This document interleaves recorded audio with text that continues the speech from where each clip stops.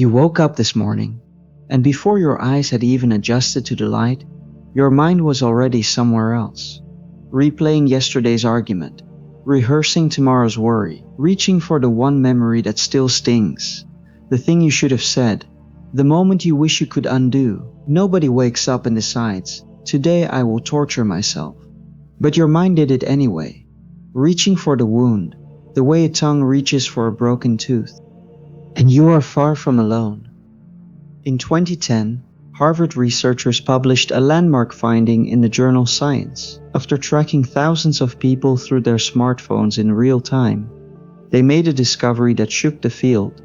They titled the paper, "A Wandering Mind is an Unhappy Mind." The human brain, left to its own devices, drifts toward pain nearly half the time. What is happening inside your mind is not a flaw. It is not a bad habit you can fix with willpower or a morning routine. It is something far deeper and far older than you realize, and understanding it might be the most important thing you ever do.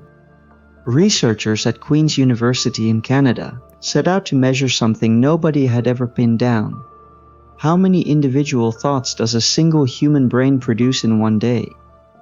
Using a new method to isolate what they called thought worms, they landed on a number, roughly 6,200 distinct thoughts every single day. 6,200 thoughts, most of them arriving uninvited. Most of them formed before you are even aware they exist. And according to research from the National Science Foundation, up to 80% of those thoughts carry a negative emotional charge. Your mind is not neutral territory. It is tilted heavily, persistently, relentlessly toward pain. 80% negative and 95% repetitive. That means your brain is not generating new fears. It is recycling old ones. The same wounds, the same regrets, the same imagined catastrophes, playing on a loop you never pressed play on. 4 out of every 5 thoughts, pulling you backward into the dark. And here is the part that nobody talks about. It is not just that you suffer. It is that you return to the suffering again and again and again, as if it were home, as if the ache were the only thing that made you feel alive, as if without a weight on your shoulders, you would not recognize yourself. This pattern is ancient. 2,500 years ago, the Buddha mapped the architecture of human suffering in northern India. The Greek Stoics wrestled with the mind's anguish centuries later. Freud tried to decode it in Vienna, and in 2001, neuroscientists finally saw the loop glowing on a brain scan and gave it a name. But of all these traditions, across all these centuries, the Buddhist framing remains the most precise, because the Buddha did not say that life is suffering. That is the mistranslation most people carry, and it has done enormous damage. What he actually described was something far more subtle, far more specific, and far more liberating. He used the word dukkha, a word with no clean English translation. It does not mean pain. It means the deep unsatisfactoriness that comes from clinging to what was never meant to stay. The great Zen masters Thich Nhat Hanh captured this with devastating simplicity. When we know how to suffer, we suffer much, much less. The Buddha called the root of this clinging tanha craving. Not just craving for pleasure, but craving for things to be different than they are.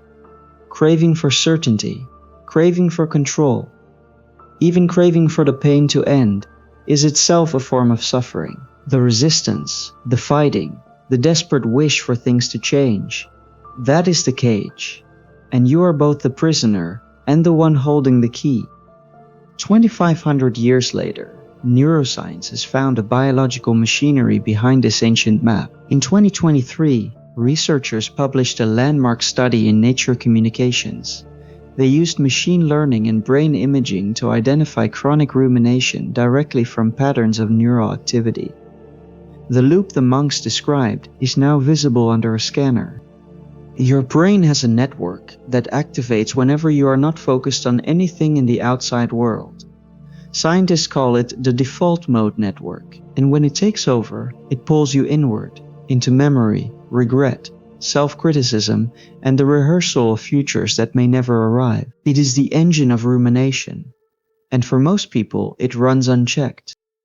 This network dominates 30 to 50% of your waking life. Think about that. Up to half your conscious existence spent not in the present moment, but wandering through the corridors of your own suffering. The monks called this the untrained mind. The neuroscientists call it the default mode network. They are describing the exact same thing. But here is what changes everything, and I need you to pay close attention to this next part. Because the loop, this ancient, biological, deeply human loop of suffering, can be interrupted not by forcing positive thoughts, not by pretending the pain is not there, but by doing something your brain simply does not expect. In 2015, Stanford University researchers designed a beautifully simple experiment. One group walked for 90 minutes through a natural environment, open grassland, scattered oak trees, birdsong. The other walked the same duration along a busy 4-lane highway in Palo Alto. What they found in the brain scans changed everything. The nature walker showed a significant decrease in activity in the subgenual prefrontal cortex, the exact brain region that drives rumination. 90 minutes of walking among trees, no medication, no therapy session, no app, no technique, no effort, just nature and silence and the willingness to step outside the loop, as if the forest itself were medicine. And this was not an isolated finding. Across the globe, spanning thousands of years, every major contemplative tradition independently arrived at the same prescription. In India, Buddhist monks retreated to forests. In China, Taoist sages sought solitude on mountain peaks. In Japan, Zen masters designed gardens to cultivate inner stillness. In Greece, the Stoic philosophers walked among nature to quiet the restless mind. These traditions did not have brain scanners. They did not have functional MRI machines or machine learning algorithms. They had something more fundamental. Centuries of disciplined, careful attention to the landscape of the inner world. And what every single one of them prescribed was not escape from suffering, but presence with it. The willingness to stay. The Buddhist teacher Pema Chodron, one of the most respected contemplative voices in the Western world, wrote something that captures this perfectly. The only way to ease our pain is to experience it fully. Learn to stay with the tightening, so that the habitual chain reaction does not continue to rule your life. Not running from the pain, not numbing it with noise, not scrolling past it at 2 in the morning, but sitting with it the way you would sit beside a frightened child, without judgment, without trying to fix anything, just being there, breathing, holding space for the part of you that hurts. And there is now an enormous body of evidence confirming this ancient intuition works. Researcher Kristin Neff has spent over 2 decades studying what she calls self-compassion, meeting your own suffering with tenderness rather than judgment. As she puts it, with self-compassion, we give ourselves the same kindness and care we would give to a good friend. Over 4,000 published studies, a meta-analysis spanning more than 16,000 participants across dozens of countries. The findings are remarkably consistent. Self-compassion significantly reduces anxiety, depression, and rumination, while increasing life satisfaction, emotional resilience, and the capacity for genuine human connection. The science is no longer debatable. You do not need to fix yourself. You were never broken. The suffering was never a sign that something was wrong with you.